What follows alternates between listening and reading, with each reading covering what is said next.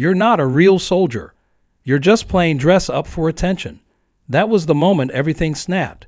Karen, the president of our neighborhood HOA, spat those words with a sneer as she ripped my flag off my porch and dropped it on the concrete like trash.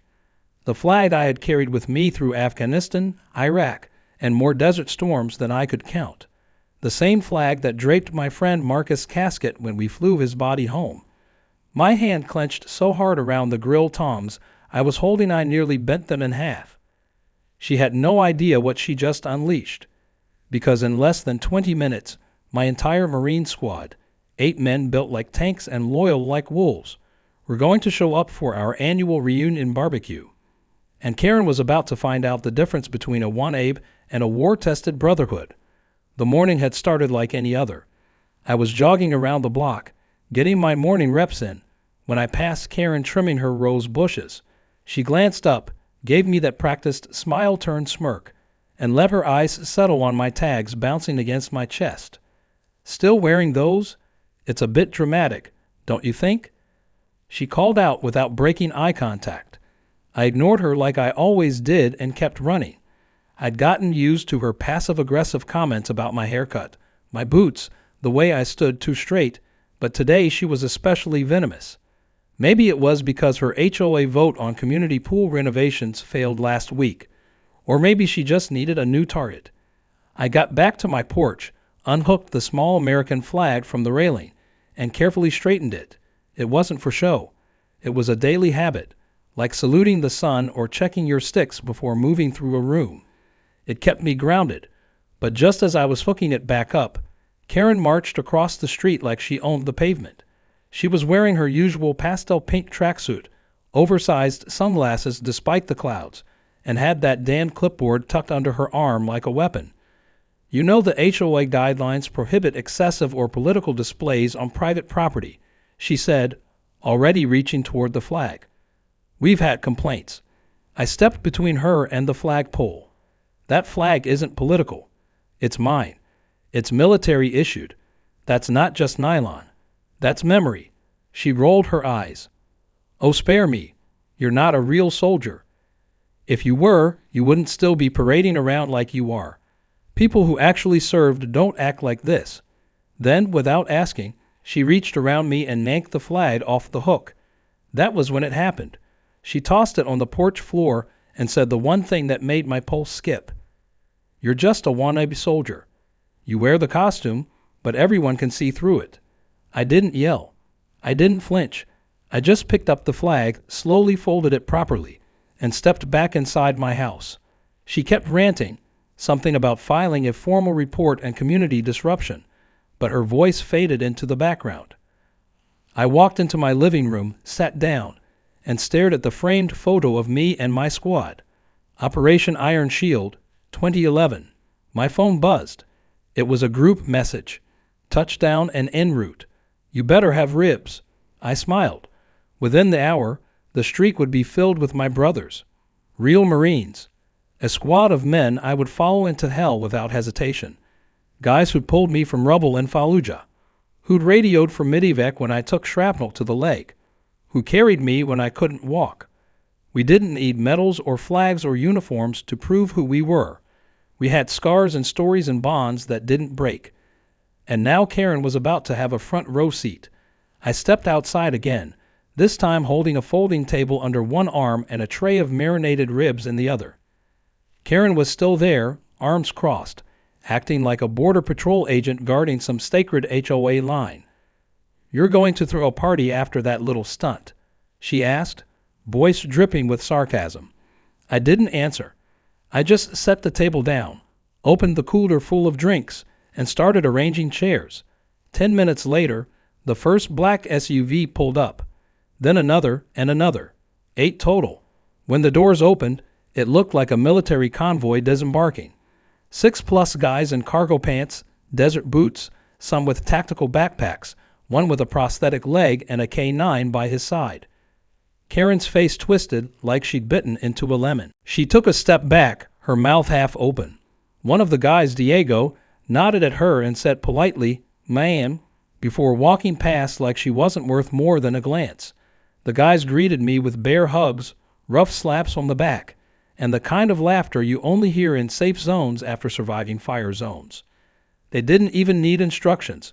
They started setting up tents, stringing flags representing different Marine battalions, and turning my backyard into a full-on ops camp with a smoker. Karen kept watching from across the street, phone clutched in her hand like it was a panic button. Then she made her next mistake. She called the cops. It took them 7 minutes to arrive. 2 patrol cars, lights on, rolling in with mild confusion. Karen practically ran to them. "There's some kind of paramilitary group forming on the street," she said dramatically. "They've got tents, dogs, weapons. I think they're trying to intimidate me." One of the officers calmly approached me. I greeted him by name, Officer Jenkins. We met before during a local PTSD outreach fundraiser.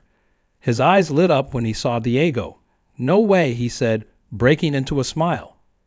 "You guys were on the unit that saved that bus of school kids overseas, right?" Diego nodded.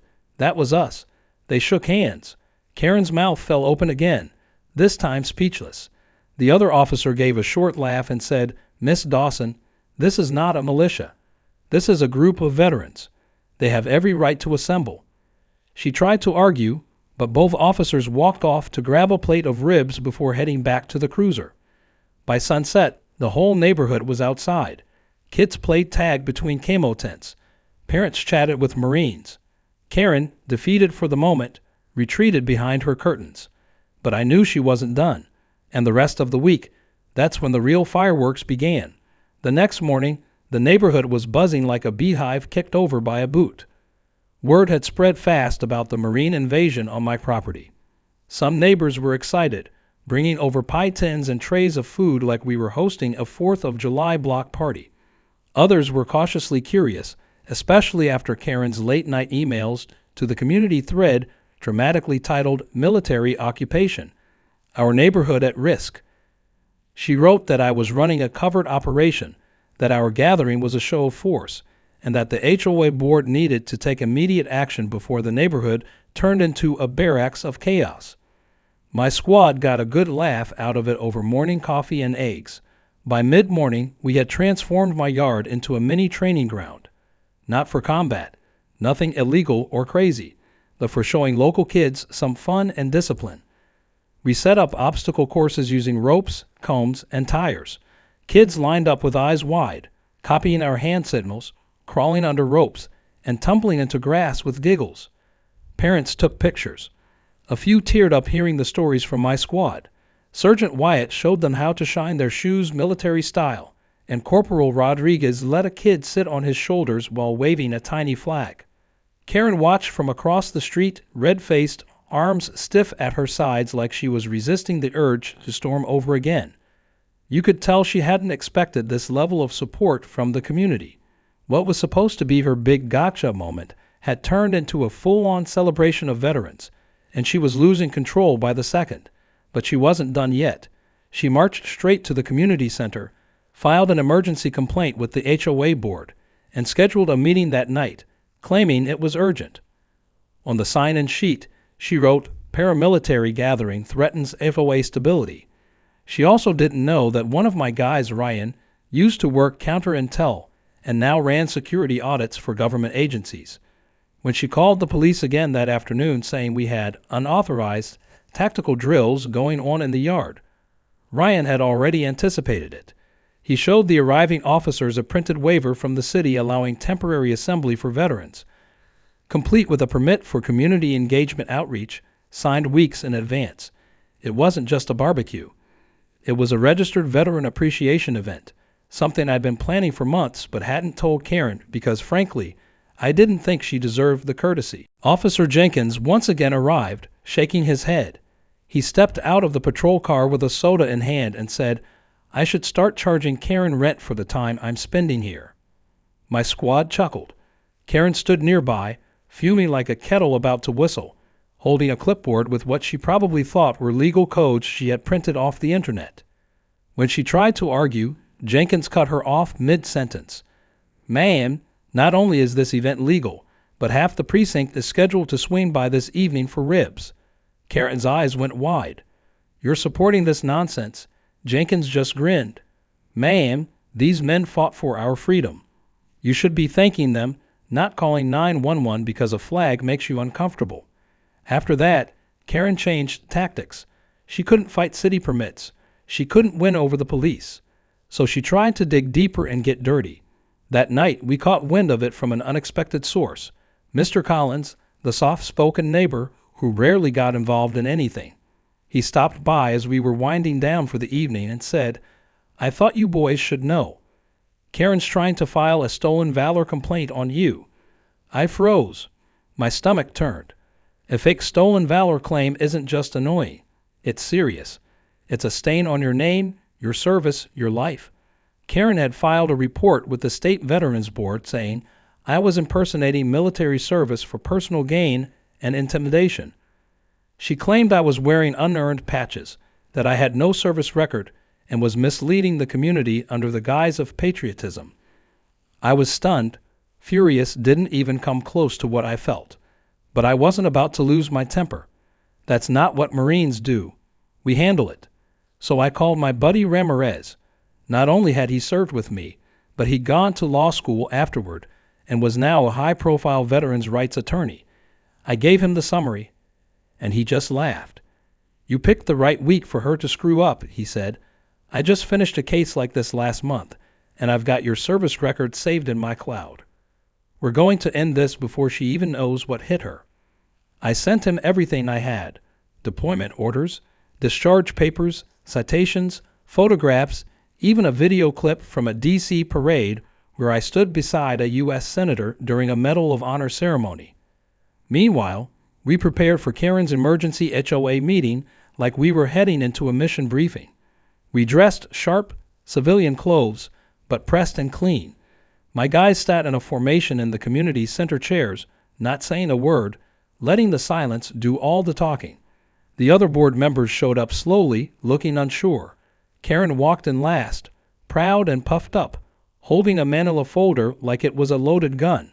She started speaking fast, rushing through made-up points about HOA violations, weaponized gatherings, impersonations, and national security optics. It was obvious she'd stayed up all night crafting her little manifesto, but halfway through, Ryan raised his hand. Karen ignored him. He stood anyway. "Ma'am, just so you're aware, before you accuse someone of federal-level fraud, maybe make sure you're not the one who's wrong. Because if you are," he paused, "you're looking at one hell of a defamation case." Karen scoffed, but the room started murmuring. Then I stood and calmly walked up to the board table. I placed a thick folder in front of them. "My real record," I said, then nodded to the president of the board. "You'll find everything you need in there. Proof of service, years enlisted, multiple tours, letters from my COs, and even a commendation from a sitting U.S. Senator." Silence blanketed the room as the board flipped through the pages. Karen's smile cracked first, then her hands started trembling. She reached for the folder, but the board president pulled it closer and said, "Karen, this is real. Everything in here checks out." Her voice rose, desperate now. But he threatened me. He and his little army." That's when Wyatt stood up and said coolly, "Ma'am, if we wanted to intimidate you, you'd know. But we don't intimidate. We serve." The board fell into stunned silence. One member quietly muttered, "I think we need to discuss this further, privately." Karen was escorted out of the room while the rest of us remained seated. She didn't know it yet, but she had just activated something far bigger than an HOA spat. She had declared war on a Marine, and his brothers weren't going to let it slide.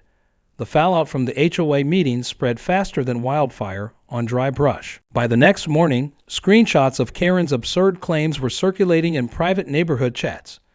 One of the board members, a tired-looking retired school principal named Donna, quietly reached out to me and apologized for even letting Karen bring that mess into the meeting.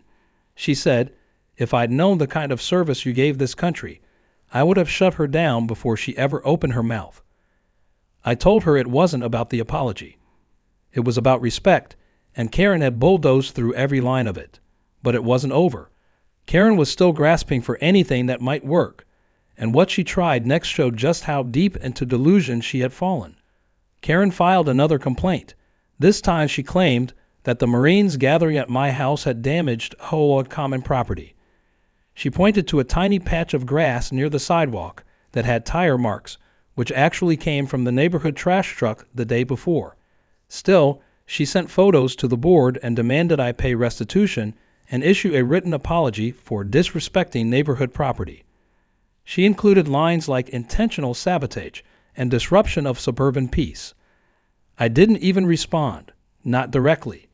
I had already handed everything over to Ramirez, and he was preparing a legal response that would make her head spin. In the meantime, Ryan did some digging. Not shady stuff, just smart, thorough fact-finding. He found that Karen had a long track record of filing false complaints, but most people in the neighborhood were either too scared or too indifferent to push back. There were reports from years ago where she'd accused a teenager of vandalism for stepping on a lawn sprinkler, and even one where she tried to fine a war widow for flying her late husband's flag after hours. The board had quietly swept it all under the rug because Karen handled most of the paperwork no one else wanted to do.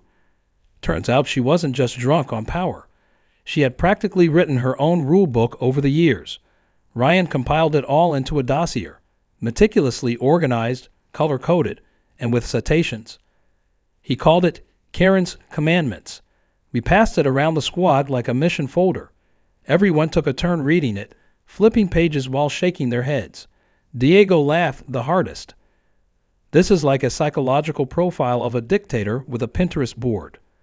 What really stunned us was just how long Karen had gone unchecked. But not anymore. We decided it was time for a public reckoning, legal, factual, and professional. And it started with the next HOA meeting scheduled for the end of the week. The days leading up to it were calm on the surface, but you could feel tension simmering underneath. Karen had mostly gone quiet, which meant she was either planning something big or desperately trying to cover her tracks. Meanwhile, neighbors started coming over, not just to talk, but to show support. Some brought pies, some brought stories. One older gentleman, a Vietnam vet named Henry, who rarely left his house, came over with a cane and said, "I've lived here 20 years. She's made life hell for vets like me. You boys stand tall." That meant more to me than anything. We used the extra days to prep our presentation like it was a court case. Ramirez helped us organize everything. Our documentation, witness statements, HOA rule book excerpts, Karen's emails, and the city permits we followed to the letter. Then we printed copies for every board member and left nothing out. Ryan even pulled a few favors and got a notarized letter from a federal veterans council verifying my military history. It was airtight. When the night of the HOA meeting arrived, the community center was more packed than I had ever seen it. People brought folding chairs. A few had printed their own shirts that said, "Respect the vets," and "Real heroes don't need clipboards." You could feel a shift in energy. Karen walked in with her usual swagger, wearing a blue blazer and holding a thick binder, trying to look important. But her smile faltered the moment she saw how full the room was and that every eye was already on her.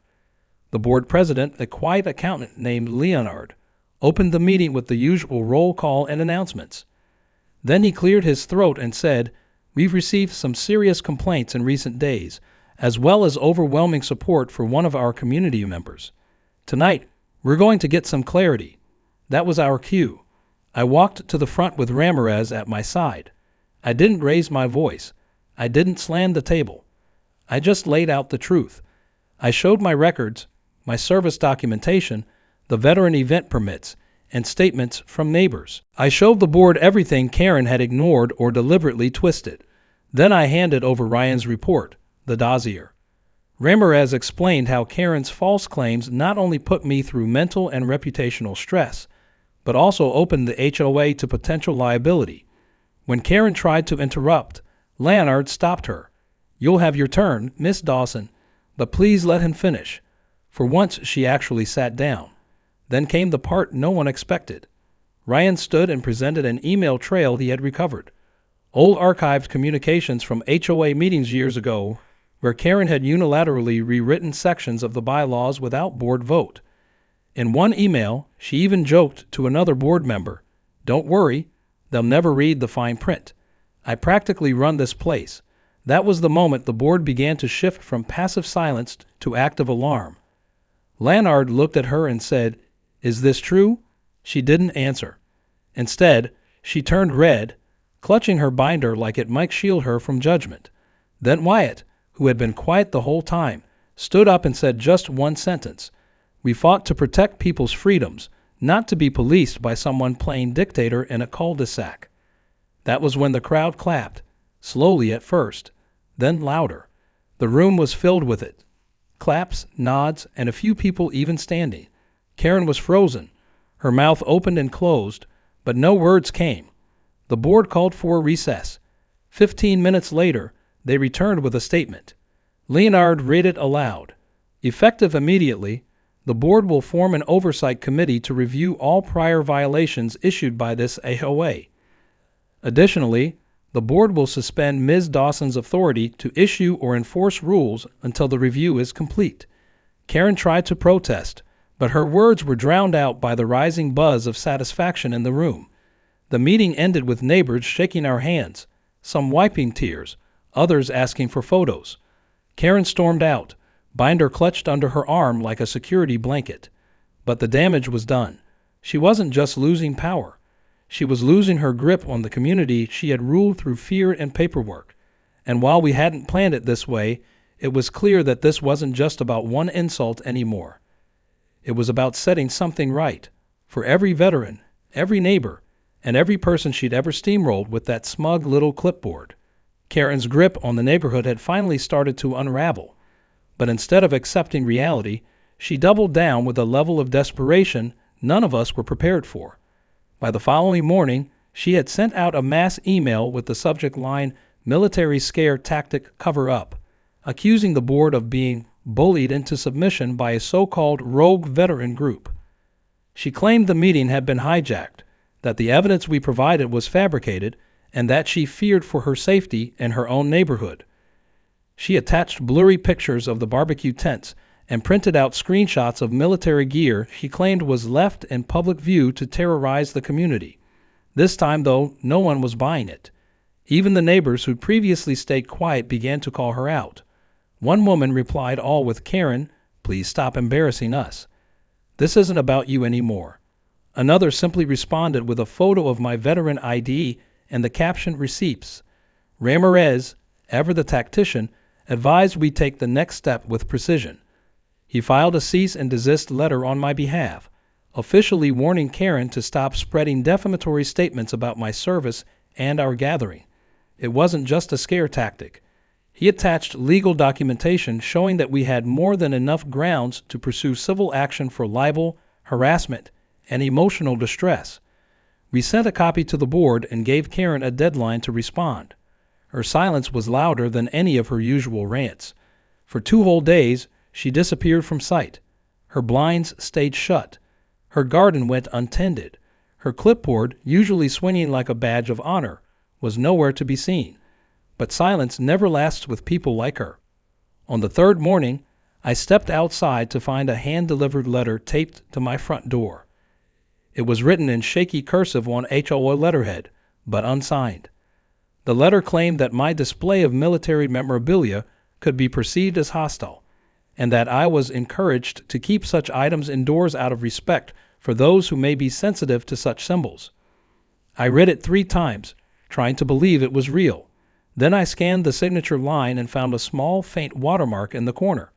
Karen's initials, watermarked using the template she made herself years ago when she unofficially designated herself as the neighborhood's executive enforcer. That was the final straw. I called Ramirez, and he agreed it was time to act. We weren't just defending against slander anymore. We were launching a full legal response. Within hours, Ramirez filed the initial paperwork for a defamation lawsuit. Karen would be served the documents within the week. Ryan, meanwhile, prepared a community bulletin of his own, one filled with nothing but facts. No opinions, no jabs, just a clear timeline of what had actually occurred, all supported with photos, emails, and testimony. We posted it online and delivered copies door to door. Neighbors thanked us.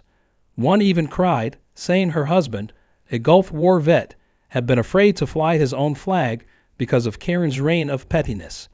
Then came the twist none of us saw coming. News crews. Somehow, our little war with the HOA had caught the attention of a local journalist who specialized in suburban drama with viral potential. One of the neighbors had tipped them off anonymously, and now a camera van rolled down the street just as I was finishing my yard work. I tried to wave them off at first, not wanting the spotlight, but Ramirez stepped in and handled it like a pro. He gave a brief statement about respecting veterans, protecting civil liberties, and standing up to bullies who use bureaucracy to silence good people. The piece aired that night, and by the next morning our story had been picked up by a national veterans outlet online. Karen's house became a fortress. She stopped coming out. Her emails stopped too. But what she didn't realize was that in trying to bury me, she'd unearthed every skeleton in her own closet. The oversight committee the board created had started combing through her past HOA violations and found multiple discrepancies, unvoted amendments, falsified approval logs, letters she had sent to homeowners without board signatures, dozens of violations that had cost residents money, stress, and in some cases, the threat of legal action. It was a pattern of abuse that now had a spotlight shining directly on it. The board called an emergency meeting, but this time, they didn't even invite Karen.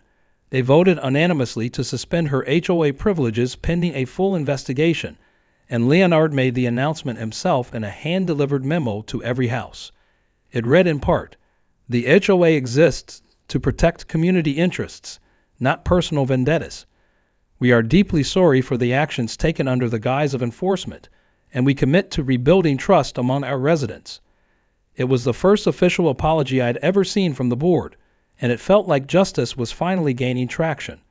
But we weren't finished. The final piece of this puzzle had yet to be revealed. My squad and I had a plan, one that would flip this entire saga on its head and send a message no one would forget. With the help of our extended veteran community, we began organizing a new event, a Neighborhood Veterans Honor Day. We planned guest speakers, a flag ceremony, a moment of silence, and even arranged for a Marine Corps general, an old contact of mine, to make a surprise appearance. It would be open to the public and held on the very lawn Karen had once called her personal sanctuary of HOA order. When word spread, volunteers came pouring in. Kids offered to hand out programs. Local musicians volunteered to play the national anthem. A nearby fire department offered to bring a ladder truck to raise a massive flag. Everyone was in, everyone it seemed, except Karen, whose windows remained closed and whose car hadn't moved in days. She was still there, but her reign was over. By the end of that week, flyers were up, schedules confirmed, and speakers locked in. The neighborhood had never been more united. Ironically, Karen had accomplished what no one else could. She made the community come together, just not the way she wanted. And as the date of the event approached, I could feel a quiet satisfaction building. Not because I wanted revenge, but because truth had finally beaten manipulation, and the people she'd spent years trying to silence were now the ones being honored, loudly, proudly, and without apology. The morning of the Veterans Honor Day dawned with a sky so clear it almost felt staged. The air held that perfect spring sharpness, cool but edged with warmth, and the neighborhood was already buzzing before sunrise. Folding chairs lined the sidewalks, small American flags fluttered from porches, and families arrived early, dressed in red, white, and blue. Even the most indifferent neighbors, those who usually kept to themselves, had made an appearance. Something had shifted in this community. The fear that once surrounded Karen's clipboard tyranny had been replaced by a sense of collective ownership. This place finally felt like home to everyone again. My squad showed up early, moving with the same silent efficiency we always had. No barking orders, no fuss, just each man setting up his piece of the plan. Diego arranged the table for our fallen comrades' tribute. A single place setting, a folded flag, and a candle. Wyatt prepped the podium and sound system with the help of two teenagers who clearly saw him as some kind of real-life superhero. Ryan double-checked the logistics with the fire department, who were already hoisting the massive flag between their extended ladders high above the street. Every inch of the event had been thought out like a military operation, but with heart in every detail. At exactly 10 o'clock, the ceremony began. A local high school choir sang the national anthem as the flag waved behind them, sunlight slicing through its fabric like a spotlight from heaven. When the last note held, the crowd stood in solemn silence, hands on hearts, even the kids too young to understand fully mimicking their parents with wide eyes and small, respectful hands. That stillness was powerful. It was the kind of silence that speaks louder than a speech ever could. I stepped up to the podium and took a deep breath. My speech wasn't long. I didn't want to make it about me. I thanked the community. I honored my brothers and sisters who couldn't be there. And I told them that respect doesn't come from titles or positions or neighborhood rules. It comes from action, from showing up, from standing tall when someone tries to cut you down, and most importantly, from standing together. Then I stepped aside for our guest speaker, the Marine Corps General who had flown in from D.C. to surprise us all. When he walked onto the stage, the collective gasp was almost comical. He looked sharp in his dress blues, and his presence radiated authority, but when he spoke, his tone was warm. He shared stories from the front lines, praised the importance of civilian-military unity, and thanked the residents for standing up for their veterans when one of their own tried to tear them down. Then with a grin, he added, "And to the man of the hour, who handled himself with more grace and patience than I think I ever could have, Jackson. Consider this day officially recognized by the Corps. You've done your unit proud." The applause that followed was thunderous. My squad clapped me on the back, and for once, I let the smile stay on my face. I didn't need to prove anything to anyone, not anymore, but there was still one last moment that would seal this chapter for good. As the formal part of the ceremony wrapped up, the crowd was directed toward the far end of my yard, where a new wooden sign had been draped with a cloth. Kids gathered in front, cameras clicked, and I stepped forward with Ryan to pull the cover away. The sign was handcrafted, thick cedar, stained and sealed. Carved into it with precision and pride were the words, "Real Marines live here." Beneath that, in smaller letters, "Respect earned, not given. Freedom fought for, never forgotten." It wasn't meant to be provocative. It wasn't meant to stir drama. It was a simple, permanent declaration of truth, one that no HOA ruling could ever override again. The crowd cheered, some cried, others saluted, but not everyone was cheering. From across the street, behind her curtain, Karen stood watching. She hadn't shown her face all day. Her house had remained shuttered, lights off, curtains drawn, but we all knew she was there, watching, listening, seeing everything she couldn't control and, for once, saying nothing. A week later, Karen officially resigned from the HOA. The letter she submitted was short and stiff, filled with empty language about stepping back for personal reasons and respecting the evolving needs of the community. No one threw her a farewell party. No one stopped by to say goodbye. Her house was listed quietly through an out-of-town realtor. 2 weeks after the event, a moving truck showed up early in the morning. By noon, she was gone. Just like that, the board, under Lannard's new leadership, passed a motion making Veterans Honor Day an annual event. Not just for me, not just for my squad, but for every service member in the community, past and future. They also rewrote large portions of the HOA regulations, removing Karen's self-written amendments and replacing them with actual votes and community feedback. People started coming to meetings again, not because they were afraid of what Karen might find them for, but because they actually had a voice again. In the weeks that followed, something strange and beautiful happened. People who had never spoken before started hosting barbecues together. Kids rode bikes freely without being yelled at for noise. Flags went up on porches that had been bare for years. A neighborhood that had once lived under the quiet weight of control and pettiness finally exhaled. And while there was still the usual suburban drama, lawn gnomes, overgrown hedges, the occasional loud teenager, there was also laughter, trust, and something we hadn't had in a long time, community. One afternoon, as the sun set over the rooftops, I stood in my yard with my squad, beers in hand, watching a group of kids race each other through the grass where Karen once threatened to fine a family for playing too rough. Rod Reeds clinked his bottle against mine and said, "You know, if she just left that flag alone, none of this would have happened." I nodded. True, but then again, maybe it needed to. Because sometimes it takes a fight to bring people together. Sometimes it takes a villain to remind you who your heroes are. And sometimes, when a self-appointed queen tries to rule with fear, all it takes is one Marine with a barbecue, a squad of loyal brothers, and a flag worth fighting for to flip the whole kingdom on its head. That's the thing about respect. You can't demand it, you can't fake it, and you definitely can't bully your way into it. You earn it, one action at a time, one day at a time, one truth at a time. And this time, the truth stood taller than any HOA rule ever could.